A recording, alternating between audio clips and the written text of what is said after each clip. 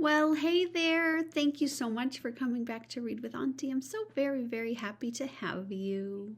Tonight, we're going to be reading Peter in Blueberry Land. This is by Elsa Beskow. I don't know if we've read any of her books yet. I can't remember. But this is part of a little box set where it has several of her books in here. And they're very, very cute. She has wonderful stories.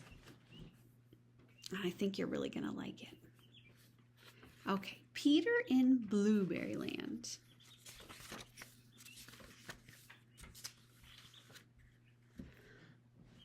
Early one morning, Peter went into the forest. He was carrying 2 baskets, one for red cranberries and one for blue blueberries.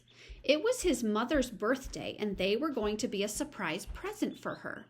But where were the berries?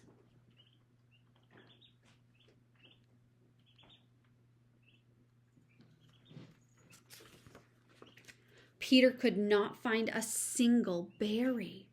Deeper and deeper he went into the forest until at last he sat down on a tree stump and burst into tears.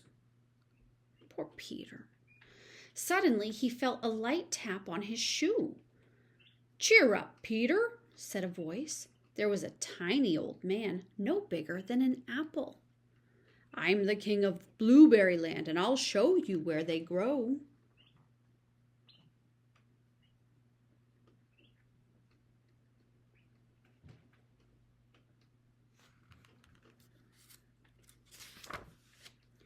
Peter was so surprised that he didn't know what to say.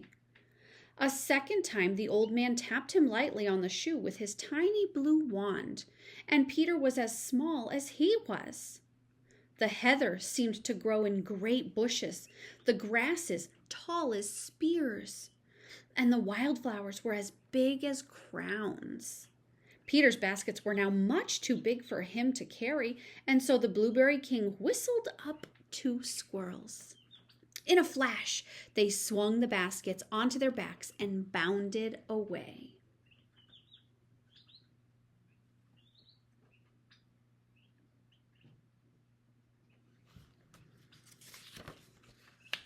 Soon they were walking under ferns like huge palm trees, and Peter could hardly believe how different and interesting it all looked. There was an acorn big as a helmet, and there was a spider. Peter was not sure if he was glad to see him, although the spider tried to look friendly.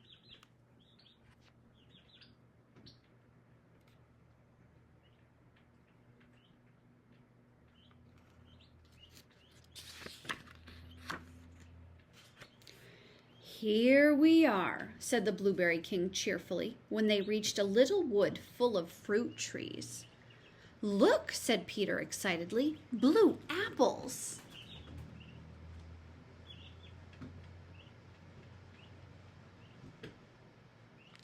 Isn't that silly? They seemed so big to him because he was now so small.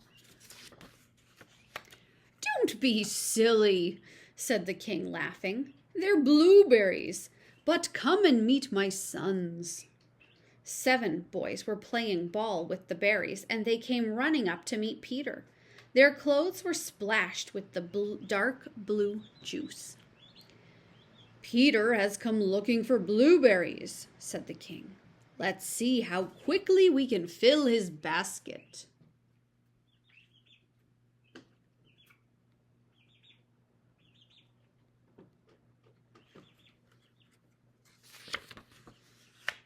The boys scrambled up the trees, laughing and tasting the ripe berries as they tossed them down. Peter tasted some of the berries, too. As soon as his basket was filled to the brim, the boys gathered round him, shouting, "Now it's time to play! Come on, Peter!"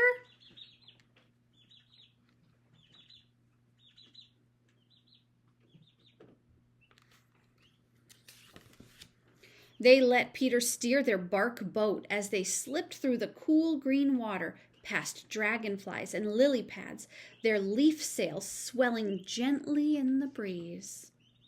Peter forgot all about berry picking until one of his new friends said, We'll be late for Mrs. Cranberry.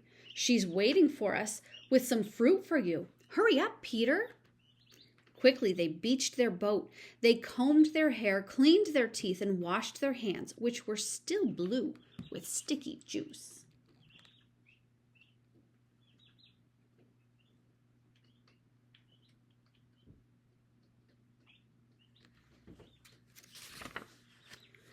Eight brown mice were waiting for them under the blueberry trees.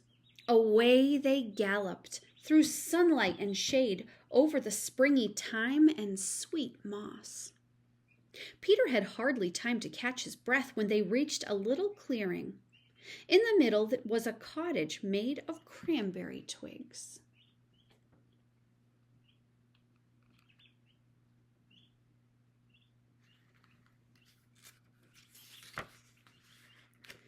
Outside in the sun sat Mrs. Cranberry and her 5 daughters polishing berries, the shiniest and reddest fruit they put in a pot to cook with honey.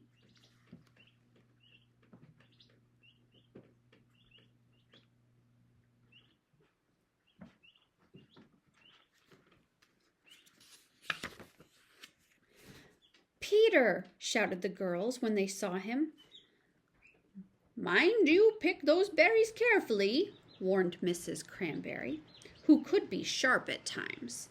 But the girls were already gathering the fruit. 2 curious ladybirds came to watch, so the girls sang "Ladybird, Ladybird, Fly Away Home" to them. A ladybird is the same thing as a ladybug.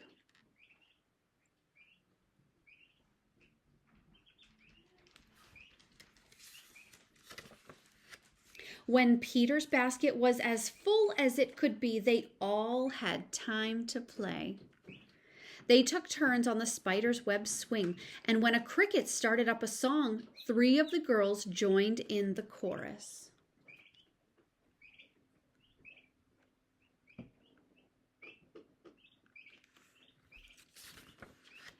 Then Mrs. Cranberry rang the dinner bell, and all sorts of other guests, yellow butterflies, ants, and bees, hurried back with the children.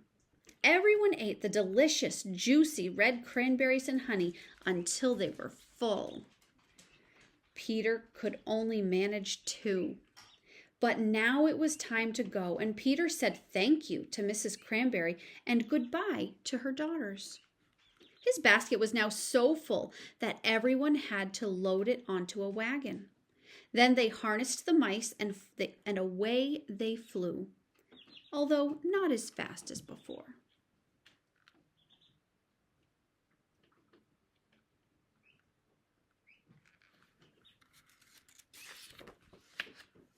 They raced past 2 snails who went green with envy, wishing they could travel so fast. The Blueberry King was waiting for them when they arrived home. "Take Peter back to where we first met," he ordered the mice. "Oh, don't go yet," cried the Blueberry boys, and Peter begged their father to let him stay for just one more game. The king smiled and shook his head. "It's getting late and your mother will be worried. Perhaps you will come and visit us another day." "Goodbye," shouted everyone as Peter climbed into the wagon again. "Come back soon."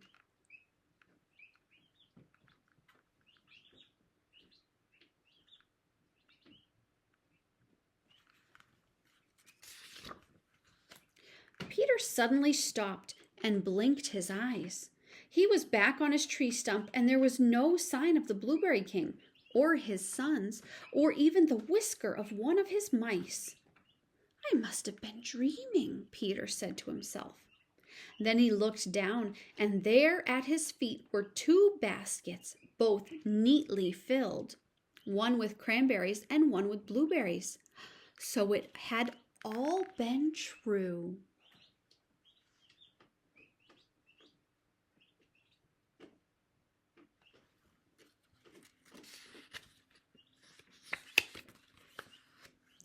When he got home, he drew a birthday card for his mother.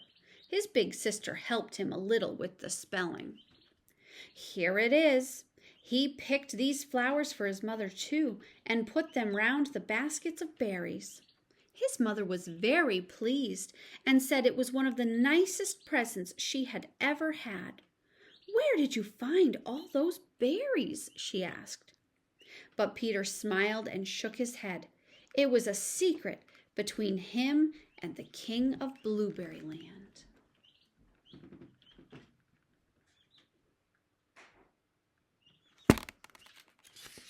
The end. What did you think of Peter's adventure? Would you like to have an adventure like that? I think that would be so fun. Thank you so much for coming to Read with Auntie tonight. I always love having you come to join me.